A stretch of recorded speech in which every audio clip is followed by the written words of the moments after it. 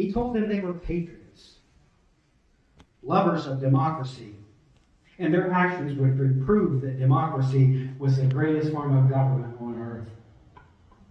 He reminded the people that their advantage was in their moral superiority. They would not burn crosses or pull white people from their homes.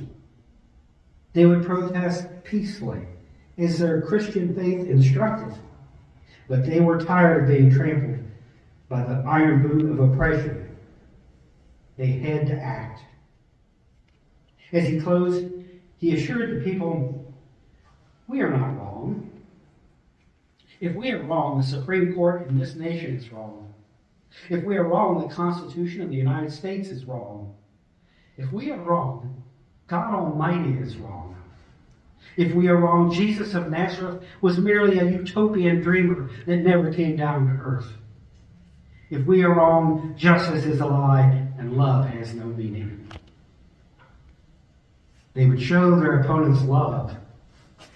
Yet love alone would not free his people, he said. The people would have to demand freedom.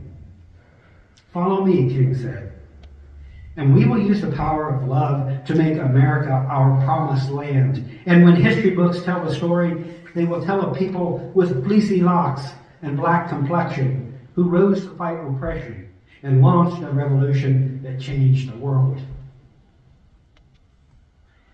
The crowd erupted in cheers. "The fear left," Abernathy said later. "The fear that had shackled us across the years. It all left suddenly when we were in that church together." And it worked. People walked to work. If they had a car, they shared it and made multiple trips to get people where they needed to go. It took 381 days, but they won, and Jim Crow laws no longer ruled the buses of Montgomery.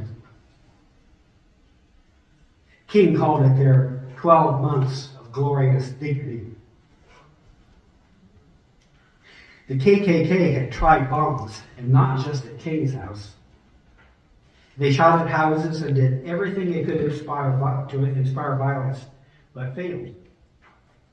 40 carloads of Klansmen drove down the streets of Montgomery one night, shining spotlights into people's houses trying to scare them. But the people came out onto their porches, turned on the porch light, and just gave them a friendly wave as though it was a parade passing by. This was just a long beginning. That's just the beginning of a long struggle, of course. The dogs and the fire hoses of Birmingham, the skull-smashing billy clubs of Selma, and the many days in handcuffs in jail all lay ahead for King, his fellow leaders, and the many thousands who marched and rode the buses and sat at the lunch counters. But after Montgomery, it was clear they could win. It was simple, really. The simple power of nonviolence and sacrifice. People all across America would watch their television screens and see the uniformed police. The uniformed police looked way too much like Nazi stormtroopers, raging against the backdrop of the peaceful, insistent black protesters.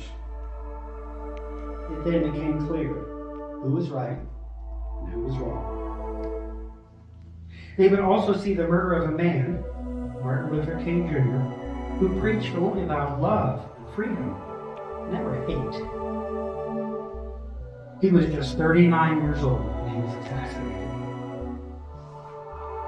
For those who want the peace of Martin Luther King Jr.'s legacy to prove their point or to prove their worth, I hope they choose the peace that refused to hate.